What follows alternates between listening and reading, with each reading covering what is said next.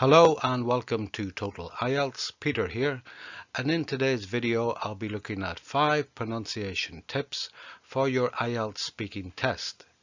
Specifically, how your pronunciation is graded, the importance of awareness of your own pronunciation challenges, the effect of accent, how to use a variety of sources for good models of pronunciation, and the importance of practice and feedback. Let's begin with how your pronunciation is graded in the test. And it's very simple really. It's graded according to the IELTS public band descriptors. As you can see here, pronunciation is one of the 4 major criteria. It accounts for 25% of your overall grade, so therefore you shouldn't prioritize pronunciation at the expense of the others. Focus on all the criteria for an overall band score. The pronunciation features that are mentioned in the band descriptors include individual sounds, word and sentence stress, chunking, that's how native speakers divide speech into small parts, the use of connected speech, intonation, which is rising and falling. Knowledge of how you are graded can bust certain myths about the IELTS speaking test. For example, one of the popular myths I hear from students and sometimes even teachers is you need a British accent to score well in pronunciation. However, if you look at the band descriptors, there's no mention at all of a British accent or any other native speaker accent. Also, it's reassuring to know how you are graded, and the band descriptors are overall pretty generous. It's not expected native speaker level pronunciation. Instead, it's your effective use and your range of the pronunciation features.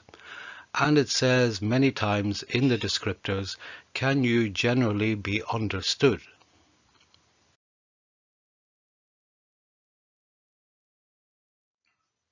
An obvious place to begin improvement is to be aware of your own pronunciation. All nationalities have unique challenges. Let's look at an example of Vietnamese students.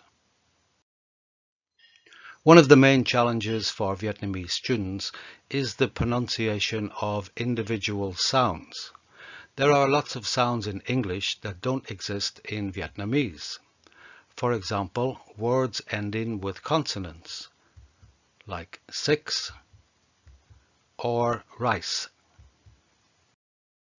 As a result of this, these sounds are often deleted, which in turn can cause misunderstanding. So begin with an awareness of your own pronunciation challenges. You can research these online. For example, if you look on YouTube, you will find a lot of videos detailing your own nationality's English pronunciation challenges. Focus on these and practice rectifying them.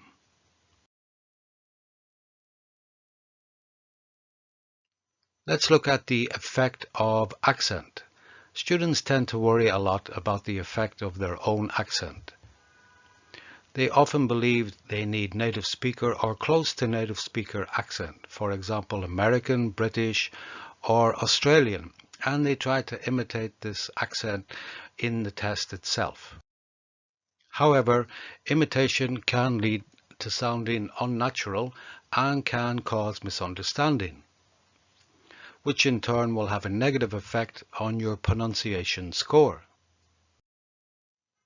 It's important to know that accents are acceptable. The IELTS speaking test is a test of international English, and the only negative effect your accent might have is when it leads to misunderstanding. But generally, can you be understood in the test? Work on any aspect of your accent that does lead to misunderstanding, but in general, don't worry too much about your accent.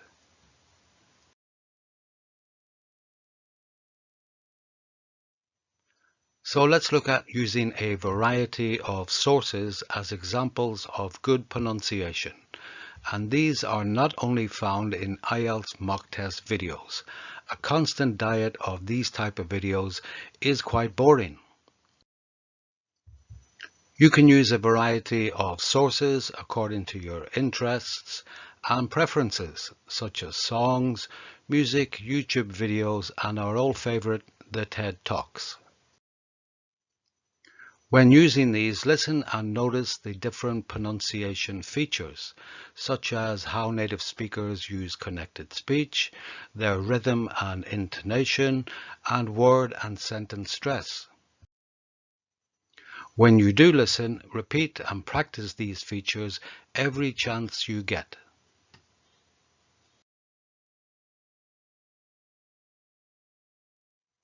And let's move on to the importance of practice and feedback.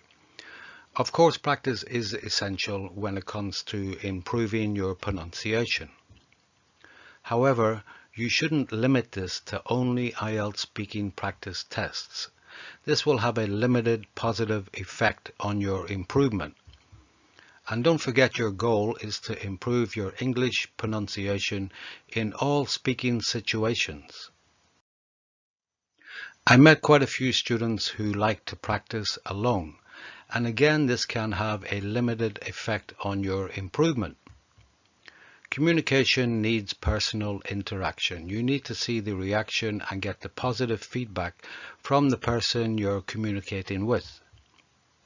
This will confirm if you're being understood, which in turn can be incredibly motivating. Also, practice doesn't need to be confined to serious academic or professional settings.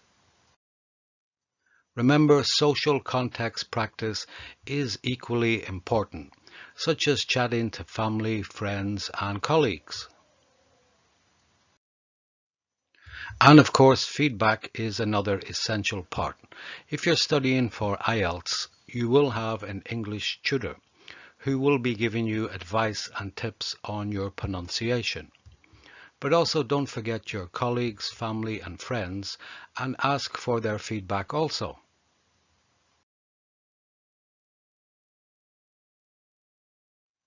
And in summary, know how IELTS grades your pronunciation, and this is done through the public band descriptors, which accounts for 25% of your overall score.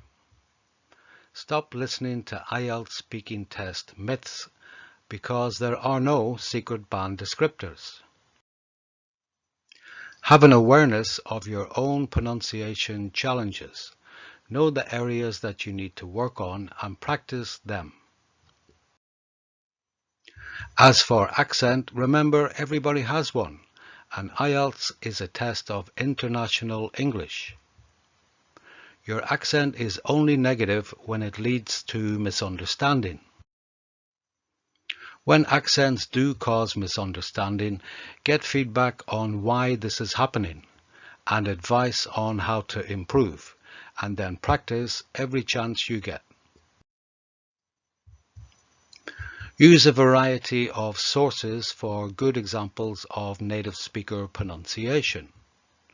Don't just use IELTS practice tests, and remember that the world of information and entertainment is also a rich source. Practice and get feedback every opportunity you have. Don't limit your practice to mock speaking tests or professional and academic context.